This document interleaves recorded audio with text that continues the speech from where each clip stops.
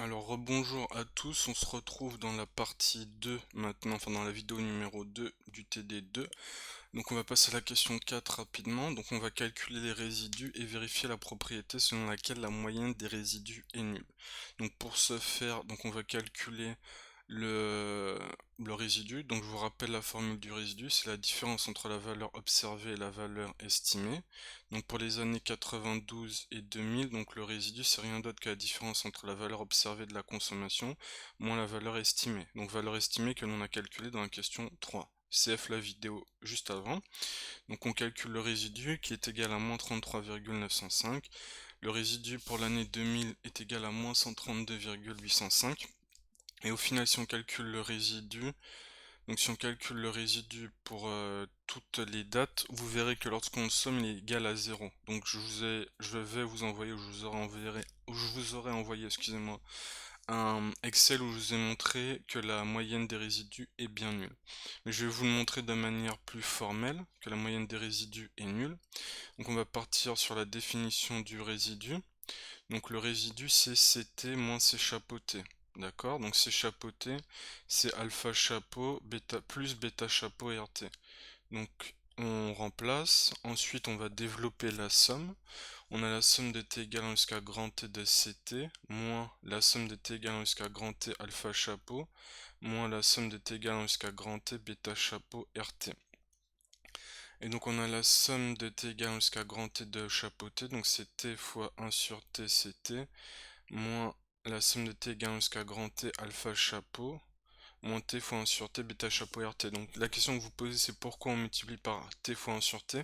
Ça change rien premièrement, et deuxièmement ça nous permet de faire apparaître des choses que l'on connaît.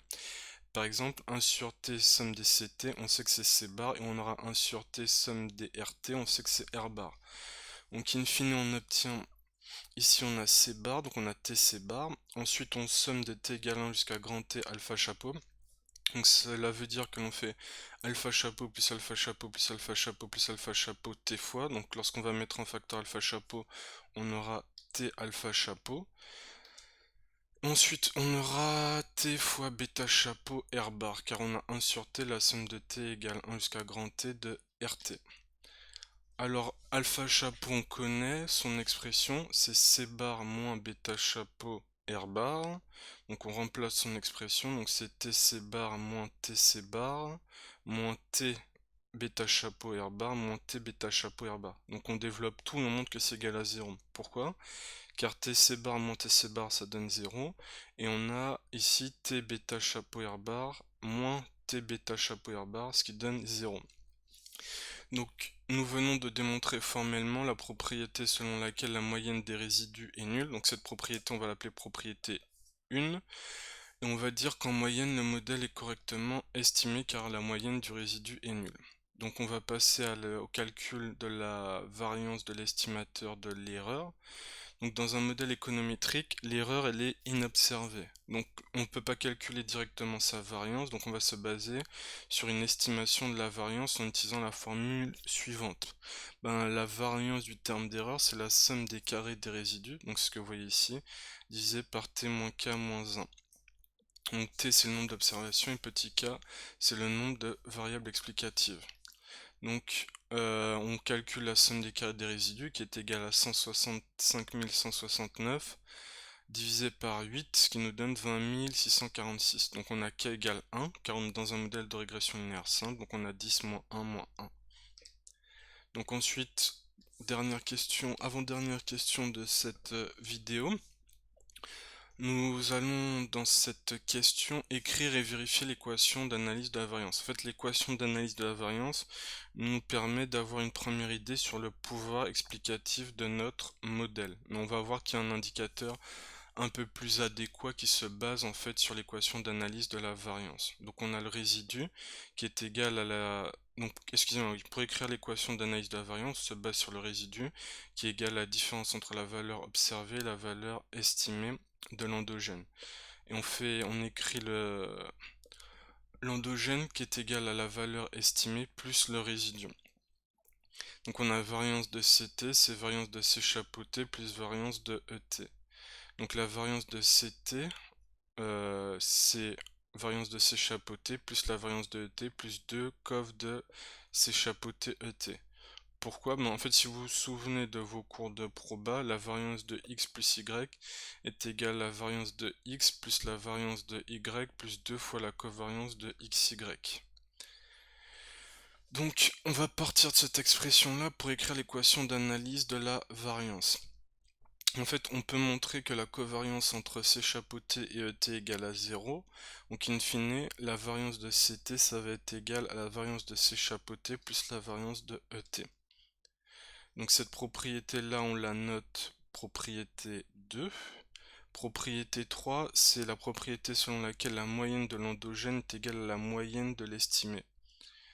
Donc, on va utiliser bientôt ces trois propriétés, mais on réécrit l'équation d'analyse de la variance en utilisant la propriété 1, la propriété 2, pardon.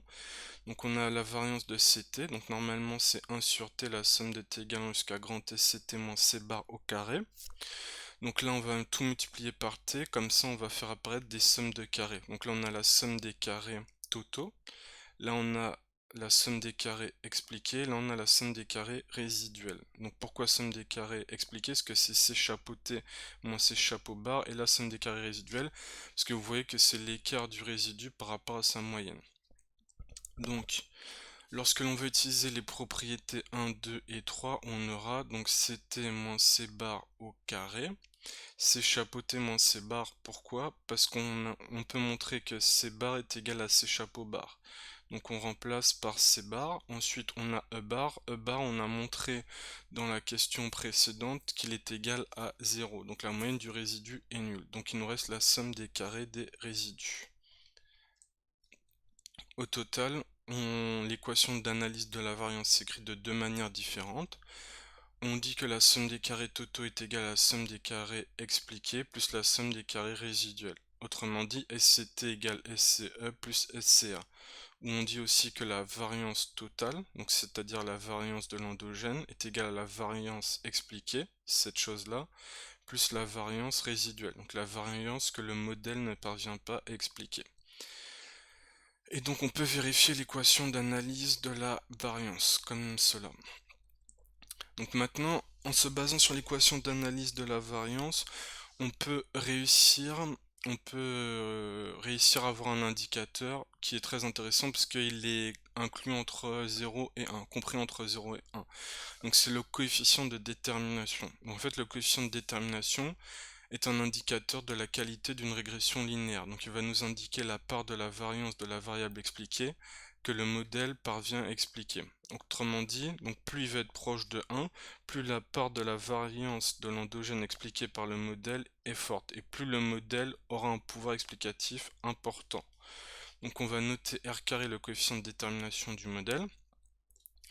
Donc c'est le R carré, donc c'est la variance de C chapeauté sur la variance de CT. Donc on voit que plus la variance de C chapeauté est proche de la variance de CT, plus le R carré va être élevé. Et pourquoi il est compris entre 0 et 1? On voit que la variance à expliquer ne peut pas être supérieure à la variance que l'on explique. D'accord? Donc on a cette formule-là, et on voit aussi que plus C chapeauté est proche de CT, plus le R carré va être élevé. Autrement dit, plus ce que vous estimez est proche de ce que vous observez, plus votre coefficient de détermination va être élevé. Plus votre modèle va donc être de qualité. Et on a d'autres formules, donc les formules plus générales à connaître.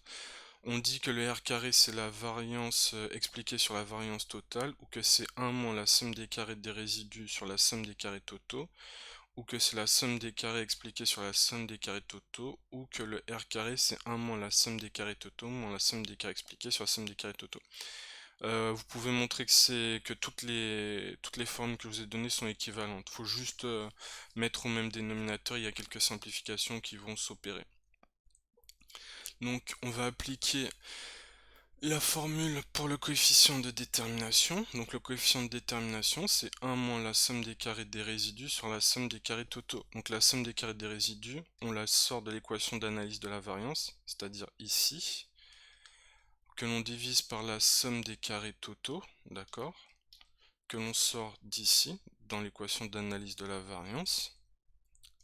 ce qui nous donne 99,6. Donc 99,6 de la 6% de la variance de l'endogène est expliqué par le modèle. Autrement dit, le coefficient de détermination est très proche de 1, donc le modèle s'ajuste très bien aux données.